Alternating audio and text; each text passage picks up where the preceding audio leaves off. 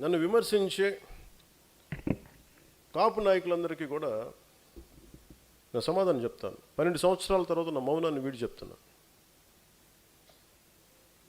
నేను ఎప్పుడూ వచ్చింది ఒక కులం కోసం రాలా.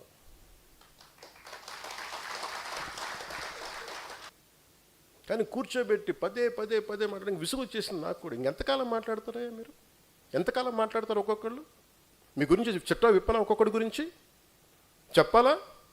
ఒక్కొక్కడి గురించి తట్టుకోగలరా? నేను మాట్లాడితే నోరు విప్పితే ఇష్టానికి మాట్లాడతారు ఒక్కొక్కళ్ళు. మనోహర్ గారు కూడా రాకూడదు అంటారు, ఆయన కమ్మంటారు. ఎన్నికైన ఎమ్మెల్యేలు అందరూ ఎవరయ్యా? కాపులు లేరా దాంట్లో?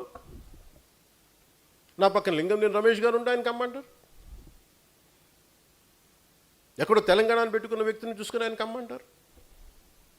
ఇంకెవరు ఉండకూడదు. ఇప్పుడు హసీనా కూర్చోబెట్టి కాపులు అండి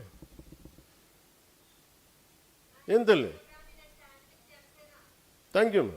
నేను చెప్తున్నా అంటే నేను చెప్పేది అరే దాటి మాట్లాడదాం, కులాలు మతాలు దాటి వెళ్దాం, ఒకే అర్థం చేసుకుంటాం, మాట్లాడతాం, ప్రతి సమస్యను మాట్లాడతాం అంటే కూర్చోబెట్టి ఇంకా తగ్గి తగ్గి తగ్గి నాకు విసుగు వచ్చేస్తుంది. ఇంకా నాకు